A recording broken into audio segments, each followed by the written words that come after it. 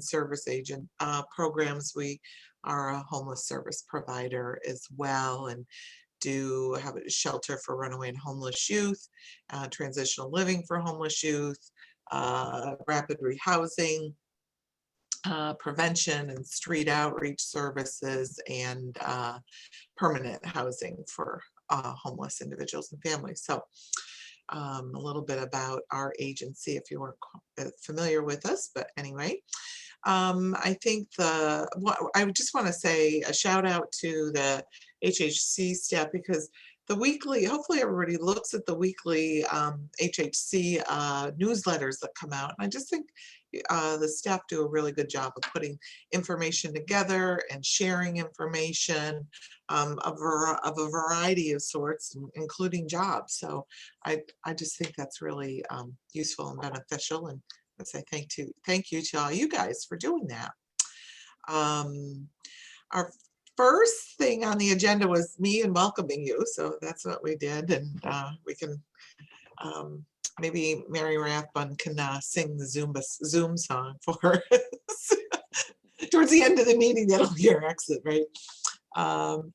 But I want to introduce and have Megan take over and give you some CSC funding updates and general HHC updates. Megan?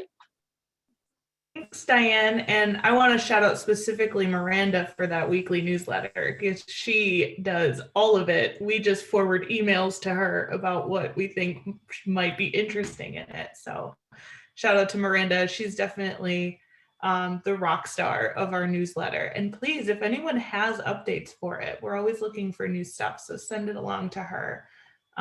We hope that it's helpful, and it's something we always talked about having. So we're very happy to have it, and so regularly now.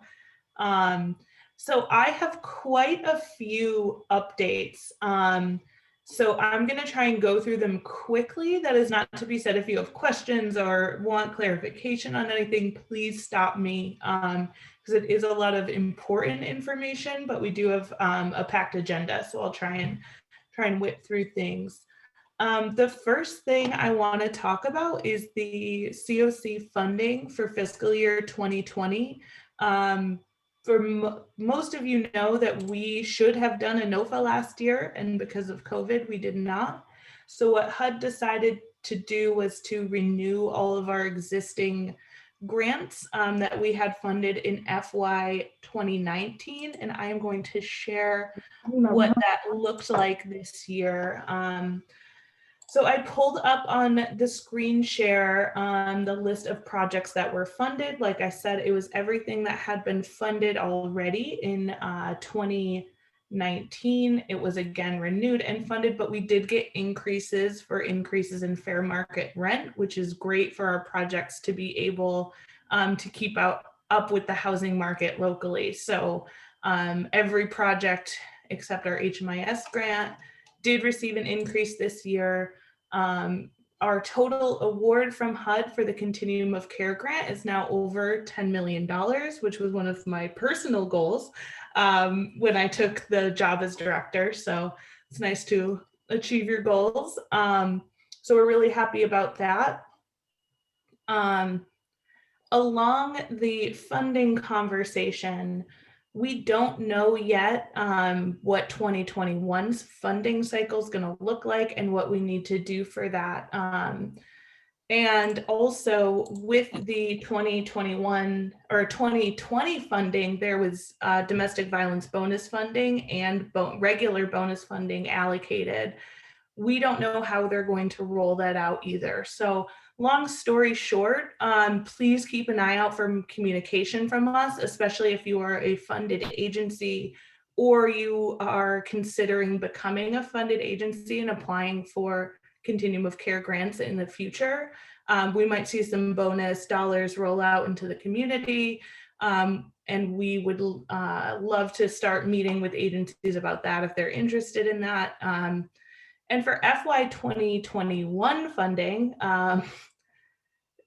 we believe we will be back on track with a regular NOFA process. That's kind of been the hint that HUD is giving for what it looks like.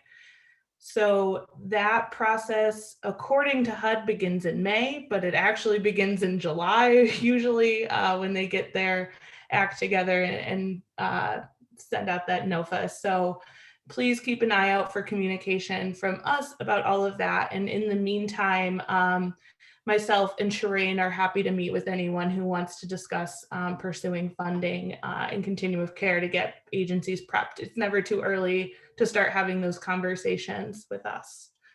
Okay.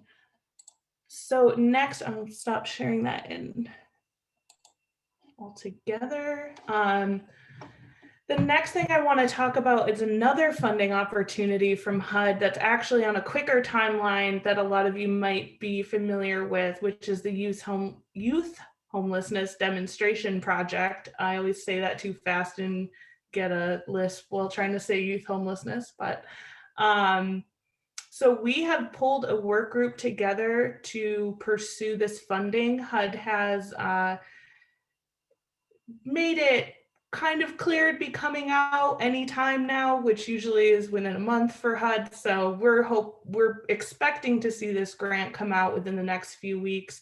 We have a work group pulled together in pursuing this. This could bring, we think, between 1.5 and $3 million to our community to end youth homelessness. So we'd like to pursue this opportunity. It is competitive, but they are releasing 2 grant cycles at once. So the opportunity is doubled this year to get a grant. So if you are interested in youth homelessness and want to help us with this grant opportunity, we'll be having a work group meeting tomorrow at 11. And we can, if you are interested, let us know and we can get you that Zoom information for that. Okay, I'm about a third of the way through my updates, so bear with me. So that's all the funding stuff. The next is for, as most of you know, our annual meeting is in June of every year, where we do board election and review our operational guidelines and governance structure. So we would like to put out a solicitation for board slots. We have 2 vacancies in the next round. So we have 1 stakeholder position that is currently vacant and 1 position that we set aside last year for a healthcare provider. So if you know anyone who might be interested in joining the advisory board, you can nominate yourself. If you're interested in joining the advisory board, please email me. I will put my email in the chat when I'm done with my overview. So, and a stakeholder, I should probably give a little clarification. The stakeholder roles are for people in organizations who are not funded by COC or ESG funding. So we're really looking for people outside of our normal service provider. We have service provider slots. This is a stakeholder slot. So typically it's been affordable housing providers, fair housing. I'm losing my train of thought, but anything that's not a funded service provider, typically that would advance the work of the Housing and Homeless Coalition, we can kind of mold into a stakeholder slot. If you have more questions about that too, I'm happy to go over it. Okay, next, I want to cover our strategic planning process. And I have an update on that. So as many of you know, we have a 10-year plan to end homelessness that really drives our work. And that plan is set to expire in June of 2021. So we only have 5 months left on our current plan. So we at the HHC have hired consultants to assist us in developing a new 10-year plan to end homelessness. So we're going to start a big strategic planning process starting in March. We'd like to get as many voices in this plan creation as possible.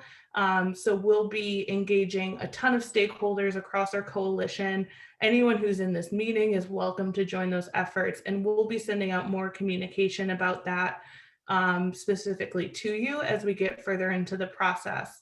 But I will say that we're being very mindful of having representation in all 3 counties, representation from people with lived experience, and representation from all parts of organizations. So we don't want just executive director input. We want input from frontline staff to executive directors. So we're really trying to get as many voices as possible captured in this process. So please keep your eyes out for updates on that as we go along. And we'd love to have your voices involved in that. The next thing is out of order. I should have put this along with board nomination solicitation, but in our June meeting, we have a vote, like I said, to do board approval and operational guidelines updates. In order to be a voting member in that meeting, your organization has to enter an MOU with the Housing and Homeless Coalition.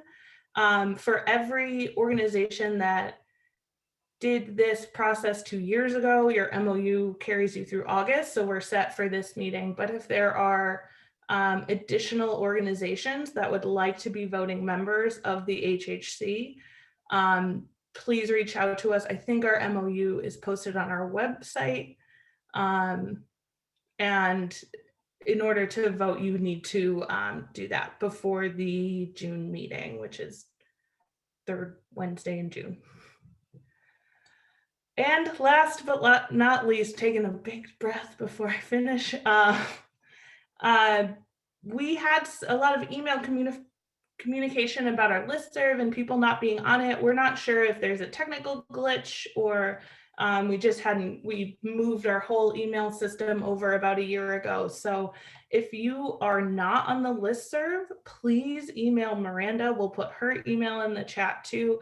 She can get you on there. It's great access to a lot of information. That's where we send out our newsletter. It's how we send out all the information about our meetings and everything like that. So if you want to be active in the HHC, that is the place to sign up. So we'll throw, Miranda threw her email in the chat. I will throw mine in the chat. And we appreciate it. So Diane, that's all I had not all I had a ton, but those are all my updates. Thank you very much, Megan. Appreciate it. And I want to just say, one, if you've got questions, use the chat function in which is, if you have my menu options for Zoom are down at the bottom of my screen. So you want to find that little chat bubble if you're not familiar with it, and click on it so that you can see the chat. And so if you have questions, so I don't know if anybody has any questions for Megan, but if you have any questions, you can just it's easiest to chat in there. So we're all looking forward to the 2021 funding applications coming out, right? Yay. So thanks for that update, Megan. And also, keep in mind the board openings that we do have on the board advisory board. And if board members who are joining us today, if you can just chat in the box and identify who you are and where you're from, that might be helpful for people. So, put your name and organization or who you represent in the chat box so people can see who some of our board members are who have joined us today. So, and Megan and Miranda put their emails in that chat box for you as well. And strategic planning, important piece for the HHC, and it's required. We need to make sure we have an updated 10-year plan, and we really want everybody's voices heard from a variety of voices so that we get the best plan that's really meeting the needs of our communities. So thanks, Megan. I am going to, hey, board members, I don't see anything coming in the chat from you. So let's see. Oh, look at Mary put herself in there from Cayuga County DSS, and Allison from Salvation Army. Thank you. And anybody else? And I know I see Joe and Sue on here, so I know they'll chat soon. And Christian, thank you. And Next is our emergency solution grant presentations that we have from Onondaga County and City of Syracuse and Oswego and Cuyahoga County. So Megan, do I turn that back over to you to kind of introduce each speaker? Sure. I put these in no order. So I'll start with how it's listed on here. So Sue McMahon from City of Syracuse is going to be doing the presentation for Onondaga County and City of Syracuse. So I will turn it over to Sue. Okay, good afternoon, everybody. The city received over $3 billion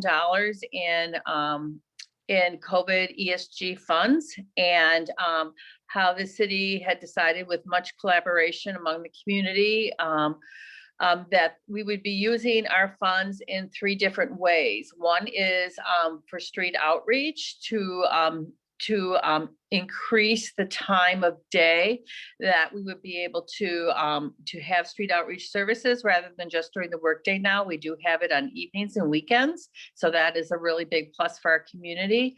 And then for rapid rehousing, we put a chunk of funds into rapid rehousing with I believe it's Catholic Charities, the Rescue Mission, and Salvation Army to rapidly rehouse folks out of the shelters as quick as we can so that they aren't living in a communal situation. So COVID isn't, especially prioritizing folks who are the most at risk of receiving COVID.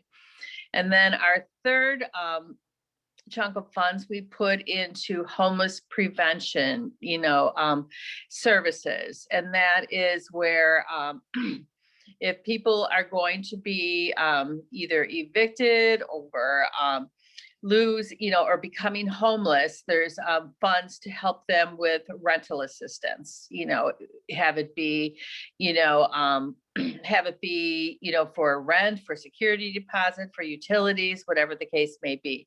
But again, with ESG funds, due to the moratorium, it's been more challenging to quickly spend these funds because you have to be 21 days, before you become homeless. And with the moratorium, no one is being evicted right now. So we're able to help people who are doubled up. But those who are going to be evicted because of the moratorium, they're not within 21 days of that happening. So, when that does happen, we will have funds available to assist folks and have, the Department of Social Services and, Catholic Charities, the Rescue Mission, or not the Rescue Mission, and the Salvation Army, will be offering case management services. So the way to access these funds is through a single point of entry. You call DSS, and I believe they have a rental assistance extension that you follow through. You will receive an assessment, and that assessment will help determine what source of funds you would be appropriate for, because the city also has received the other block grant, our CDBG funds, also we're using for rental assistance. And to qualify for CDBG funds, tenant has to have a COVID related reason why they can't pay their rent. Do they lose their job? Are they, due to childcare, are they unable to work? Have they been furloughed for a period of time? Are there medical reasons why they can't? They just have to, have documentation that, it's a COVID related issue, that they cannot, that they have lost, they have lost some of their income, therefore more difficult to pay their rent. So, again, you just access these funds through DSS, and with the assessment, DSS, has the ability to tap people into the funds. City funds are for folks who live in the city. There are, county ESG funds for those who live outside the city. So does anybody have any questions?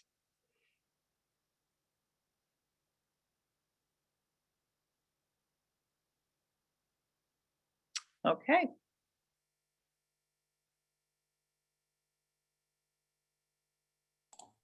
All right, thanks, Sue. If people do have questions for Sue, and it just pops into your head while we have our other counties present, feel free to type it in the chat and we can circle back with all of our folks presenting at the end. So next I'll move to Cayuga County. I have listed next. I should have put them in some sort of order here. So Mary Rathbun, can you give us an update on the state ESG funds in Cayuga County? Yes, I can. I'm just trying to come on camera here, but I guess you don't need to see me. Can you hear me? We can hear you. Okay. We are still waiting on approval from the state, but we have been granted approximately $326,000 for Cayuga County. We're going to do a 60-40 split with 60% of it being rapid rehousing, and then the other 40% being prevention. I believe that the approval should be coming within any day now, and we are contracted with Cayuga Action Program, and they're going to run this program for us.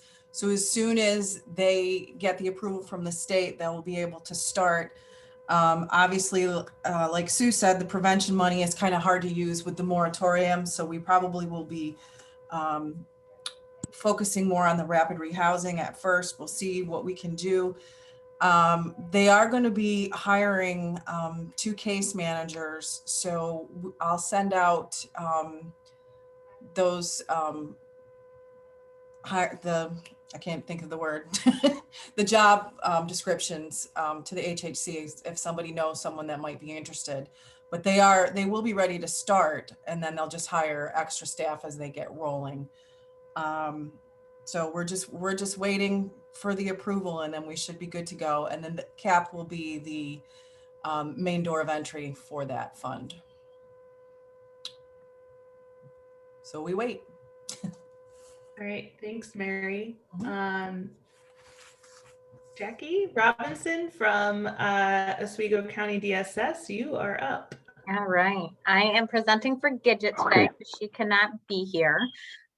So as far as Oswego County goes, we have began with we obviously got the ESG CV1. We got just over $497,000, which is an incredible resource for our county because we have never gotten this before. So we really tried to hit all blocks of what this grant is aimed for. The majority we have put towards the rapid rehousing. Just we see a need in the community, and we're trying to get just like the other counties, trying to get individuals out of our shelters and temporary housing. We, obviously Oswego County, we utilize a lot of the hotel motels. We also have that prevention piece, but like Sue and all them were saying, we're running into the whole thing as well. As far as the eviction moratorium, it's really hard to be able to utilize that funding right now because of that hold. I'm assuming as soon as that's up, it's going to be no problem at all for any of us counties because we're going to have a big flood of individuals who are really going to be needing these services. We also added back in a street outreach component. With street outreach, we really didn't have a ton of it in our county any longer. So we did, as far as the prevention and the rapid rehousing piece, we are doing that through our agency and through DSS. We hired on 2 ESG examiners to help with that case management services. But as far as the street outreach, we have contracted with OCO, and OCO is doing that street outreach for us, just based on their, their knowledge of street outreach and all of that. It just made sense to us. With our prevention dollars, we're doing a lot of different components to that. We did do up some homeless bags because we're seeing the need of a lot of individuals who may not want to engage with our agency, but are still out there. They're utilizing our warming center here in Oswego County at night, but they're still out in the elements during the day. So we were able to do up the homeless backpacks that have hand warmers and masks and hand sanitizer and Clorox wipes, all things that we really had determined are a huge need for individuals who are out there. And with this being, this funding being based a lot around COVID, we just thought it made sense to be able to do those preventative measures because, masks and all that is not, they're not, an easy resource for our clients. So being able to, give them those different items to protect themselves is huge for us. So we are working, with our shelters, Christina's House of Hope, Victory Transformations, the PATH program. And we are, communicating a lot with them to try to bring individuals that are already in shelter into like the rapid rehousing program and stuff. So we're really excited. We're kind of just getting it off the ground, but we have begun and we're excited for the next couple of years. So. Great. Sorry, our main point of contact is right through DSS here. Just our support and inquire about our services through there. So. Perfect. Thank you, Jackie and You're Mary. welcome. And if people have questions, I'd like everyone to keep in mind that there are over 65 people on the call. So we're trying to keep everyone muted if they're not presenting. But if you do have questions, please put them in the chat and we can circle back after our next presentation if we need to. And I just want to add in that we know that there's a lot of concern and frustration around people losing their housing and the eviction crisis that we know we're going to face. And these programs are great from HUD that were funded, but we know it's not going to be enough. And I just want to put out that the HHC is continuing to work on this and meeting with our community partners. We know we don't have enough money to solve this problem. So I don't want anyone to think that that their frustration is just theirs. This is community wide, and we know there's a lot of people who need help who we're going to try and get it to them. But we also, we know we don't have enough, which is another point that we're going to keep putting out points of advocacy with our elected officials, state and federal, to get more funding to our people who need help. So keep an eye out for that. We like to share, if there's letters to sign on and things like that. So we'll keep doing that. Megan.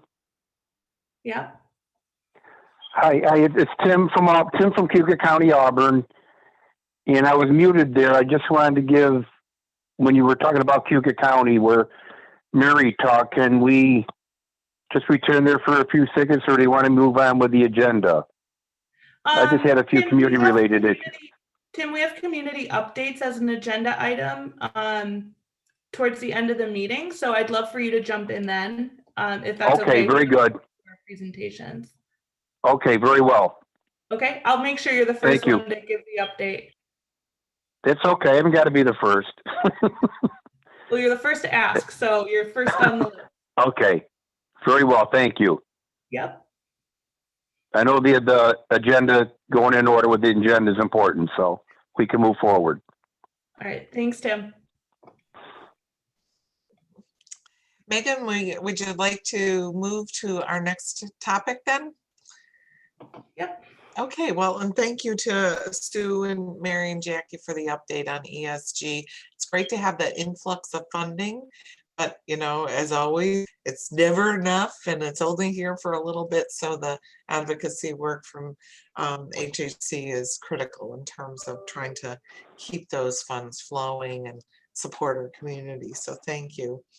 The next topic is we have, and Lori, I apologize if I'm not going to pronounce your last name correctly, but Lori Rolnick from the Volunteer Lawyers Project. who is going to give us an update and training on the eviction court and tenant hardship. So I will turn it over to Lori. She is on camera. So good to see you, Lori, and thank you very much. Thank you so much, Diane. Thank you all for having me. And you pronounced my name perfectly. So thank you. That's great. Thank you all for being here and putting your time and your effort and your energy and your heart into the work that you do. It is so important. And there are so many things that we could talk about. If you do have questions about tenant rights specifically, feel free to put some things in the chat. I've only got about like 10, 15 minutes. And I really don't want to do my normal thing, which is just like spew information out really fast or really quickly, because I'm not sure how much of that comes in, how helpful that is. So we did a presentation that's accessible January 15th, updating on the current state of tenant rights, the eviction court. Briefly, what happened is the 2020 Emergency of Foreclosure and Eviction Prevention Act immediately stopped court cases from being heard. Well, I wouldn't say immediately, because Syracuse still heard cases until finally it came down from on high that they really weren't supposed to be. So all cases have been postponed or adjourned for a minimum of 60 days for the judges to reevaluate them. And then they're going to look at the case in the file and look to see if there's one thing in it. And that one thing is what we need all of you to be aware of and to help people with. That is the tenant hardship declaration form. That form, if it's signed, the boxes are checked and brought into the court or given to the landlord, should prevent eviction for most tenants until at least May 1st. In fact, our understanding is the courts may not even allow the cases to be heard until after May 1st. Because our state legislature is completely aware of this pending problem that we all feel we're facing of, a lot of evictions coming down the pike. And they are working on they are working on potential solutions for that could be statewide. We don't know how exactly they're going to look. We don't know exactly how it's going to play out. But the number one thing that I see is that the burden will be on the tenants to prove that if they didn't pay rent, it was because of a COVID-related financial hardship, which is why we are so concerned that tenants get the representation they need at court, that they're able to be represented and have a voice and present their best case. So I'm going to try to share my screen because I want everyone to see some of the resources we've put together for you all to access. These are free and easily accessible on our website. This is our website, onvlp.org. And if you go up to the part where it says Get Help, click on it, go down to Housing and Homeless Advocacy, Renters' Rights in Central New York, and click on that. And then there is a whole tab on the tenant hardship declaration form. Sally Curran is amazing and has used some of the grant funding that we've gotten from various organizations to help us get translations done in over 20 different languages. So we had the ones already provided by the court system, and then we've also created all of these that are available for any non-native speaker who lives in our area. And these are some of the most common languages that we see coming through. So we also have a little 4-minute video that I've created, which is weird because it's on our video, but it's telling you how to access on our website, and it's telling you how to access our website, just like I am now. But it's about 4.5 minutes explaining the form. But I just really want to briefly go over it. You can click right on the link in any language, but let's just do English. And it brings the form right up in the format that the courts want people to use. So it's a notice to tenant that you can't be evicted until May 1st if you do this. If there is a pending court case, put the index number in the county and the court. This line that's right here, if you can see my cursor in the middle, this line gets skipped over, forgotten a lot because it's not really obvious. But this is a PDF, so you could actually type in whatever the address is. It is for the address. That confuses people. Sometimes they put their name in there, but put the address there. And then PDF format, you can click A, B, or both. Now with A, there are 5 different reasons listed why someone might be experiencing a financial hardship that affected their ability to pay rent. Any one of those 5 can apply, and you just click A. You do not have to click which one, like 1, 2, 3, 4, or 5. Just click A. Significant loss of income, increased expenses, you had to care for a family member, moving expenses, and difficulty securing alternative housing during a pandemic. Like, most people will probably find that that applies in this situation. And then 5 other circumstances that affect your ability to maintain meaningful employment. And this is important to the extent that someone has lost household income or had expenses. Whatever they've received from benefits can't have been more than that. Didn't fully make up for it.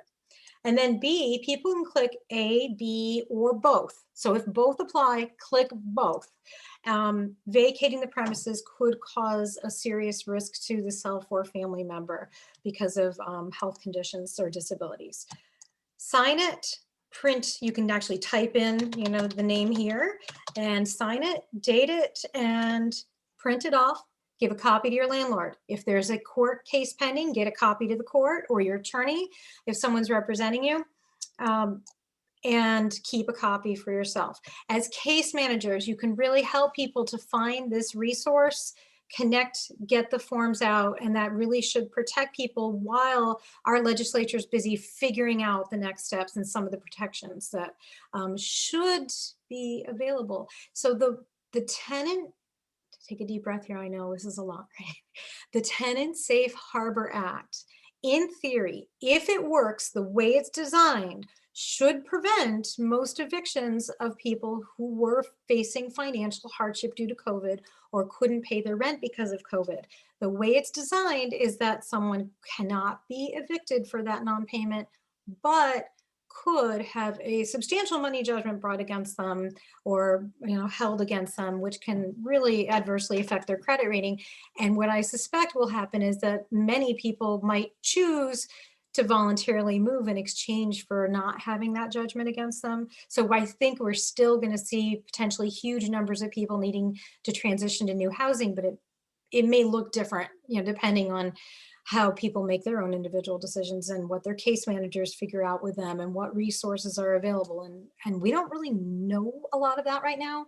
Like, I know that we know that substantial funding is coming in, but I'm not sure that it's very clear yet exactly how it's going to be able to be distributed through DSS just yet. Like, soon, it's on its way. And there's some great pending legislation out there as well that should protect people even further. We just don't know exactly how it's going to look. So while this is all going on, landlords are understandably frustrated. They are upset. We are seeing more and more landlords trying to take matters into their own hands by making the properties not habitable, locking people out, changing the locks, turning off power and water. All those things are illegal in New York State. They're not just civil matters, they are now criminal matters under a new legislation. And I think for tenants, sometimes it's a really, really difficult thing to have to resort to calling the police, but that's ultimately some of the best enforcement that we've got. And maybe as case managers, if you see that someone's landlord is, you know, really on their case, trying to get them out, trying to force them out, or there's a really difficult situation there, maybe that you could be the one to help call the police or to be there with them if the extent, you know, if you can, because sometimes tenants don't have the best relationship with law enforcement for a wide variety of understandable reasons. So that's one way I think that you could also really be helpful. And then to understand that codes compliance and habitability is a key to the success of any plan that we have in our community, that people have safe and stable housing. And safe is a key word to me. I'm the daughter of a fire chief, so it should be safe. And there are multiple new laws in place that protect tenants. The new rental registry law from November states that no 1 or 2 family non-owner occupied home may legally be rented out, and no one can be evicted for non-payment of rent. So they can't collect rent or evict for non-payment of rent unless they are currently on the rental registry and have an up-to-date codes compliance. So that's super, super, super key to us as a community. Also, the same thing applies for larger residences with 3 or more units on a statewide level through the multiple residency law.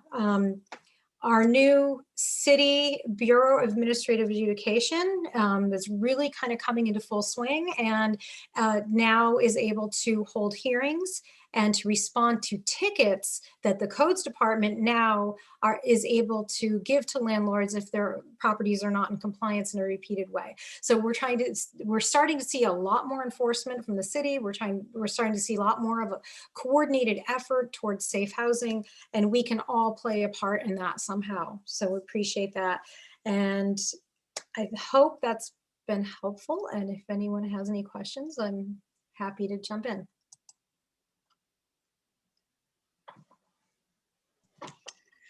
Thank you very much, Lori. That was giving us some good information, and your website has a lot of nice resources on it. And Sally Kern, who's the executive director for the Volunteer Lawyers Project, also reminded people that you have a lot of access for those forms to be in any language. So you happen to pull up the English language form, but there's lots of information. Oh, and Lori just typed in the Volunteer Lawyer Project website, so good resources there. And I didn't see any questions come up in the chat at this point for you, Lori, so you did an excellent job at answering everybody's questions. Oh, here comes one. And it's, do the code officials still refer people to the city relocation program for condemned properties? And also, is there a similar program outside of the city limits? So yes, they are still referring people. My understanding is they are still referring people for relocation services when a property is deemed unfit, so that the tenants can get assistance to move. But we're also trying to do more to get those properties fixed, like to try to get the landlords and use every resource we can to get them to actually make those repairs so that they're not forced to move. And as far as outside of the city limits, maybe someone in the county could speak to that, because our office is really focusing in on the city of Syracuse and East Syracuse. That's really where I'm working. So outside of the city, I'm not sure how the relocation process would work. I'm not sure that anyone is on from Onondaga County, but I will jump in and say that living in an unfit property does qualify you for the ESG prevention funding as well. So if folks aren't in an area where there's relocation services dedicated to unfits, that is one of the qualifiers for this new ESG funding coming in. So especially now where we don't have a ton of families qualifying because of the eviction protections right now. Unfits are a way that people can get help. Not that we want unfits, but I would definitely encourage anyone living in an unfit to access those services, whether through Cayuga, Oswego, or Onondaga counties. Thank you, And I'll Megan. put my phone number and email in the chat. If anyone does have any questions ever on behalf of a tenant, feel free to contact me. Thank you. Well, thank you very much, Lori. We really appreciate the work of the Volunteer Lawyers Project. As you've been a great partner and a great asset for information and helping people who are homeless or housing vulnerable. So we appreciate that. Megan, would you like to do community updates, or would you want to go to reports and updates first on the agenda and then end with community updates? What's your preference there? Yeah, Diane, I think doing the reports and updates first is probably good. I know people tend to like filter out, so we want to make sure we get all our meetings out there for everyone. Okay. Well, shall I turn that over to you then? Sure. Okay, good. Okay, so first on, and I can share this if it's helpful for folks. I'll get the agenda back up. So I don't think Sally Santangelo is on with us today, but the Program Planning and Advocacy Committee has not met in over the year for COVID. I think we've been focused on a lot of things, and a lot of the work that would have gotten done in that committee has been done outside of it. But I will say that that committee is going to be reconvening, especially during the strategic planning process. That will be the committee that's overseeing the process, adhering to the plan and things like that. So that committee, I believe, will begin meeting in April or May to start that process. So keep an eye out for that. This committee is really director level and above folks who are looking at big picture community planning and advocacy work. So we will keep an eye out for that. The next, and most of my team had conflicts, so Miranda and I are kind of flying solo on this. So I, again, am going to be talking a lot, and I apologize. So next is HUD Selection Performance and Evaluation Committee. This is our committee that oversees the funding process for the NOFA and the monitoring of the continuum of care funded agencies. They also haven't had a reason to meet, but we anticipate now that we'll be back in a regular NOFA process that they will be meeting. This is a committee open to only board members. So unfortunately, if you're not on the board or if you're on a funded agency, you're not able to participate.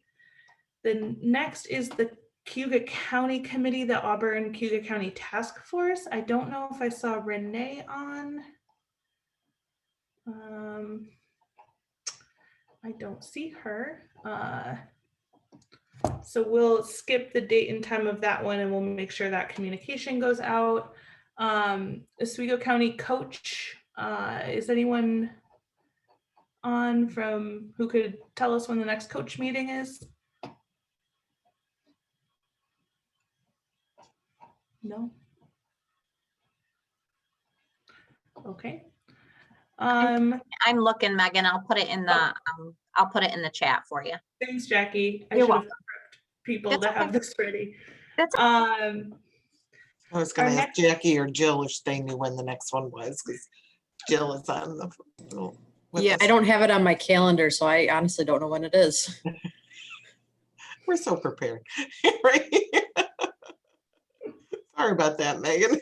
No, that's okay. We that's why we have the weekly newsletter, so we can. That's a good thing. We So- catch those things up. We don't have the answers today. Thanks. Oh, Miranda says the next Cayuga County Auburn Homeless Task Force meeting is March 10th at 11. Oh, and Sherry followed up too. Thank you, Miranda and Sherry. Okay. The Data Administrators Committee, the next meeting is Friday, March 19th. This isn't its normal date. We had to move it for a conflict. So it's Friday, March 19th at 9:30. Sarah wanted me to pass along that the system performance measures, which is our big federal report on the performance of our community, are almost finished. So I believe they are due March 1st. If you see an email from Sarah over the course of the next week and a half about data, please, please, please be responsive quickly.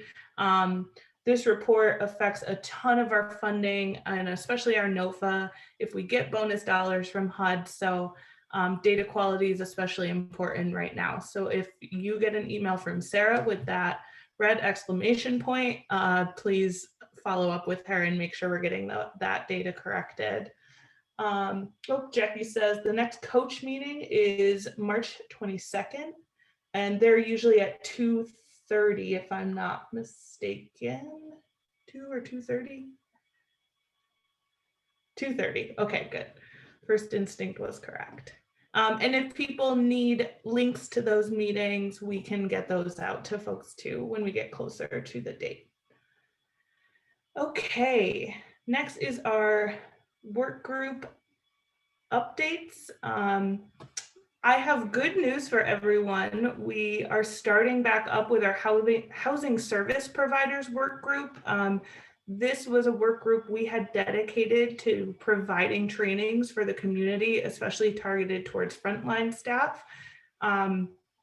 So We've brought trainings before like fair housing, equal access, trauma-informed care, motivational interviewing. They're free to the community. We use our continuum of care planning dollars to pay for this. And our thought process behind that is the better frontline staff we have working with folks, the better our service system will work. So this is really an important thing for us to invest in. So we will be having that next meeting on March 26th. And we're going to use that time to really dig into remote casework and what are best practices while working with people remotely. And it'll be a training but also a peer sharing opportunity for people frontline to share what's worked for them, what hasn't during COVID. And I just think getting peers together and talking through this stuff is going to be a great opportunity for folks. So we'll get all of that information out to get people registered. And we'll look forward to getting that committee back up and running. And if folks have ideas for trainings that you'd love for people to attend or to have available, please let us know, and we'll try and get a great slate of trainings set up now that we're all experts at doing remote work. Next is Runaway Homeless Youth. Joe, I know you're on, unless you logged off. I do believe he logged off. No. Okay. I don't know when the next RHY committee is, but we'll get that out to you. And what is next? Street outreach. So the next street outreach meeting is, I told Amber I would give this update and now I'm not prepared. I believe it is March 17th. Does that sound right? At 2 p.m.? No, March 10th. Sorry, there are a lot of Wednesdays in March. March 10th at 2 p.m. is the street outreach work group. I will say that the outreach committee had a huge victory last month. So I want to shout out Rescue Mission and Catholic Charities HUD-RAP program. We were able to house an individual who has been on the streets for the past 2 years. So I really want to give a big shout out to HUD-RAP at Catholic Charities and Rescue Mission Street Outreach for getting this individual inside. Like I said, he'd been outside for 2 years, always refused housing. And then we were there on that right day to get him in. So huge victory for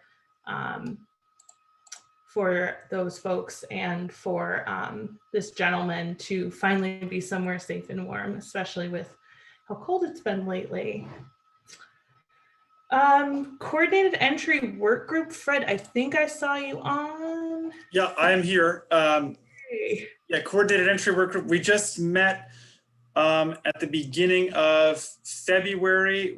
We had a good discussion about coordinated entry, implementing some changes also to how we're counting, to our method for counting chronic homeless folks in the chronic task force, which I think Jessica can talk about a bit. But so our next meeting for coordinated entry is going to be in May. We've been doing that quarterly. And then I think we're going to have a training coming up pretty soon. We had one recently, I think in December. So we'll be doing another coordinated entry training for assessors. I think coming in March or April, but I send those out in the weekly coordinated entry email. So keep a lookout for that coming up soon. Perfect. Thanks, Fred. Next is chronic task force. Jesse, are you on? I'm here. So chronic task force meetings are every second Tuesday of the month. So the next one is 3/9 at 10 a.m. It's followed by the veteran work group, which sometimes starts at 11, sometimes starts early. If anyone's interested, you can get on the list by emailing me at jbutts@ccoc.us. And in January, we had 67 chronic individuals. Great, thanks, Jesse. Do you mind throwing your email in the chat for folks if they want to email you? Sure. Okay, I think that is all of our work groups and committees. Again, I know we run through those super quickly. You used to be able to take notes in person on the agendas that we'd pass around, and now we're hoping you're taking notes at your desk, but we put all of this info in our newsletter, so get on that listserv if you're not on it already. And I think we can move to community updates. So I know I promised Tim, he wanted to give an update on Cayuga County, so we'll pass it over to Tim. Okay, thank you, Megan, and good afternoon, everyone. My name's Timothy Donovan, and I'm a long-term Auburn and Cayuga County homeless advocate, and I do sit as chair on the Client Advisory Board for the Housing and Homeless Coalition of our Tri-County area. Just a brief announcements relative to Cayuga County and community-related services. We here in Auburn, we're very fortunate to have 7 daily meals a day for needy families, sheltered and unsheltered homeless individuals who attend the meeting. We're very fortunate to have a meeting every day, and sometimes with the Knights of Columbus, there are some venues where they provide a meeting or a meal at the dinner hour, between the 4 and 6 p.m. hour. So, and what I do is if my time allows me, I'll try to volunteer with the soup kitchens here. But I usually meet some of the individuals coming out. And what I've been doing is I've created a flyer just to give them an update on where the COVID-19 is in our area, Auburn and Cayuga County, because they really don't have access to media or television or radio or data as we do. Some do, but most do not. So I try to give them an updated flyer to individuals who need information, who are curious about the information on where the COVID is in 2021 of February now, and some support numbers and where to go if they're ill, dial 911, or what they need to do, who to contact if they need those services. It's just a flyer. It's laminated where it's protected from the elements, and it's just a self-help guide to help them along in their daily lives. And like I said, if they are affected by the pandemic, just to bring them up to date of where we all are in this pandemic world. And but most are receiving a meal, which is a good thing. And along, with bringing a container to take whatever they want afterwards with them back home or wherever they're sheltered or unsheltered, they had food and water and usually sometimes a bar of soap. We at the Knights of Columbus also provide on Tuesdays not only the meal, it's a traditional soup kitchen, but we have men, women, and children's winter coats, jackets, mittens, scarves, some boots. We also provide, if they need the Central bus to get home, we provide them the money to get home from the bus to wherever they're going, or to just to have that money available to them for transportation purposes. But also, too, very quickly, I flexible enough where we, as you do in Onondaga County, have a number of convenience stores like Speedway, Quick Fill, A+, and I do visit there. I talk to the management where they will tell me individuals with the cold weather, we've been experiencing some single digits during the day or low teens, mid-teens. They will allow the individuals to stay in there for comfort as long as they're not panhandling or disrupting the customer service or services the convenience stores provide.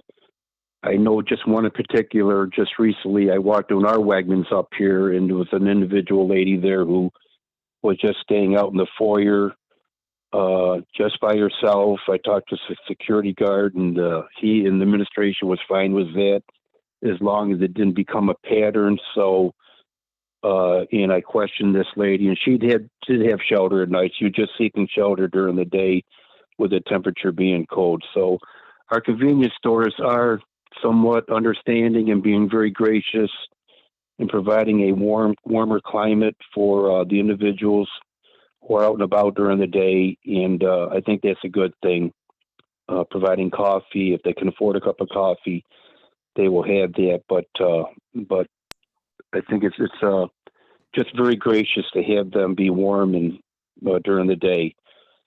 On a final note here, I just want to usually I've been a long time advocate, as I said, and would be doing a 9th annual Men, Women's, and Children's Cayuga County Homeless Coat Drive. It's an annual event at a certain venue in downtown Auburn, but due to the COVID-19, in fact, it was at Auburn Public Theater. We have a local theater up here, and those operations have ceased due to the pandemic. So it was hard for me to find a venue that was suitable and have to be approved to have this coat drive go for a week. So it's been delayed, but I'm happy to announce, and I'm very happy with the person I partner with. We have a not-for-profit up in Cayuga County in Auburn here called Friends Helping Friends of Cayuga County. They're established out at our Finger Lakes Mall, which is just west of Auburn. And they are a not-for-profit. They are a food pantry, toiletries, and a domestic violence program for toiletries for men and women, and just an overall not-for-profit for helping the communities. They're well established. So I've asked the director, Megan Seastrom, if I could have this annual coat drive. I'd like to keep it going for 9 years. It's been 9 years going, and she's approved it for March 10th to the March 17th. I know it's a little late in the winter. It's late winter, but this can fall into spring where spring clothing may be needed along with the winter clothing. So I'm just happy that this coat drive tradition can move on for another year. It'll be 9 years, and we know, we all know we have a population up here in Cayuga County. I'm sure you do in your respective counties and communities where these items are much needed. Whether it's homeless or substance abuse or domestic violence, there's a strong need for winter clothing and accessories. So I'm just grateful that Friends Helping Friends has approved this, and hopefully Miranda, Shireen, if you're on, you could post this. Tim, if you on want the. to send us the information, we'll get it posted. Thank you. Yep. Thanks. I'm working on the flyer as we speak. I'm going away for a few days next week, so when I come back, I'll be happy to provide that information as I've done other years. You've always been very supportive with the past coat drives the last 3 years since I've been involved with the Housing and Homeless Coalition. I'll provide that, but I'm glad I found a respective site, and this not-for-profit. I'm happy to be a part of it. They appointed me the community outreach director, which I'm helping them. I'm grateful for that post, and it's really making a difference in our community, even with the homeless or the transients or people in need of items such as I've been talking about. So that's where we are here in Cayuga County. I'm sorry. Nope, I was just gonna say thank you very much, Tim. It's Diane. So Yes, I Diane. appreciate all the work that you've been doing in Cayuga County, and they have a great advocate with you, and it helps. I think sharing those ideas and what you're doing helps the other counties. Well, thank get you. involved. So great, thank you, thank you. Yes, I appreciate your kind words, Diane, and thank you for giving the opportunity to give this community report. Great. You and Megan. Yeah, great. Other reports, if you've got something you'd like to share, you can always use the raise your hand option under the menu, which is under reactions, so we can peruse to see if anybody's hands raised. You can raise your thumb if you wanted to, or just unmute. Anybody's got anything that they want to share? Tim led the way.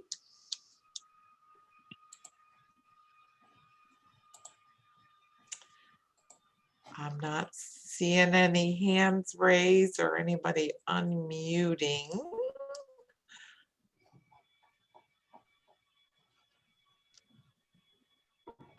No one?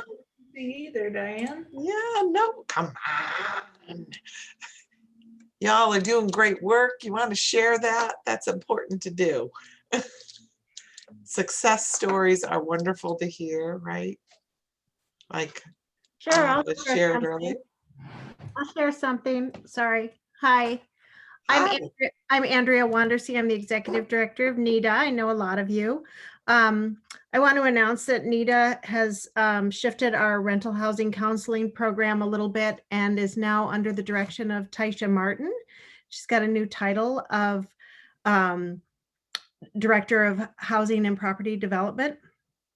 And as part of that process, we've been working with a coalition of people on the North Side for a monthly meeting called the North Side Housing Task Force. We're focusing on case management issues, working closely with the schools and other provider agencies. So would love to talk to anyone who wants to learn more or be a part of that. So thank you. Thank you, Andrea. Appreciate that information. And Dave Morano also chatted in there about that responsive to our community. They have 2 apartments available in Syracuse, 2 currently and more to come. So wonderful. Diane? Yes, Tim.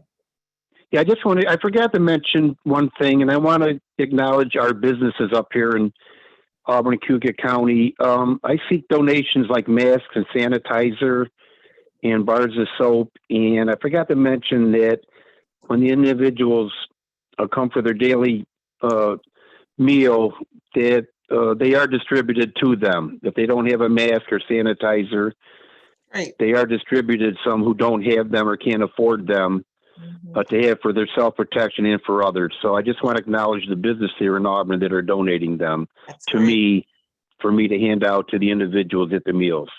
Great. I That's just a thought good it was way of- important. Good way of putting that information out there, and I'll be getting people the PPE that they need, right? Yeah. Yep, very gracious community, Auburn. Other people with updates. Thanks, Tim. Thank you, Andrea. Diane, I can speak for Oswego County. We've been partnering with our local health department and successfully wrapped up our first homeless vaccination clinic, which I think is a huge success, especially because our population is so transient. Sometimes they're hard to track down. And we, out of the vaccines that were administered 28 days ago today, we only had 1 person not show back up today. So I think that is a huge success with our homeless population getting fully vaccinated, especially because a lot of times they are in communal living situations. So it's very exciting, and we are actually planning for a second within the next week or so. So Thank you for that information, Jackie. That's fantastic. So those partnerships are important, particularly during these times, to get people, needles in people's arms. Perfect. Hi, I'm Mary from Liberty Resources. For those who are not aware, our mobile crisis team in Onondaga and Oswego County are now 24 hours, 7 days a week. So people can call 211 when they're in crisis, and a therapist and a case manager can respond to them where they're at or over the phone, do pickup orders, which has been nice too. So just wanted to put that out there. Thank you very much, Mary. You knew pickup orders. We're not talking Grubhub. Yeah. That's great. Really helpful. Other updates. Lori just chatted that after she showed our website her website a few minutes ago for the Volunteer Lawyers Project, it got updated with even more information on it. So make sure you check out the Volunteer Lawyer Project's website there.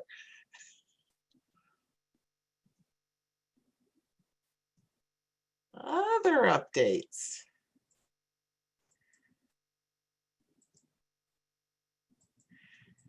News and information that you want to share with others.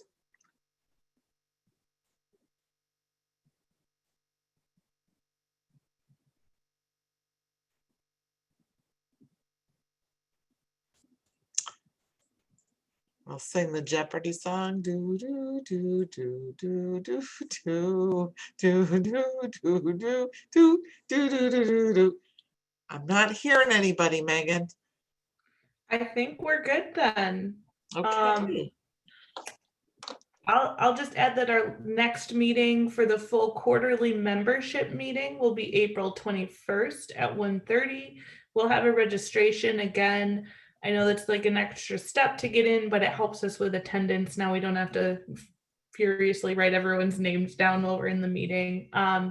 So keep an eye out for that. I know we'll be presenting our point in time count data at that meeting, because we'll have that finalized, and I'm hoping we'll have a community-wide update on vaccine progress in that meeting too. And if any other agencies or services want to present anything, let us know and we'll get you on the agenda. Perfect. Thank you.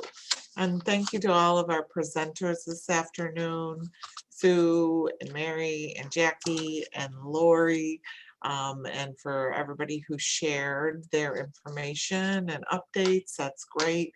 And Megan, for all your updates through the HHC, and Miranda for your work. And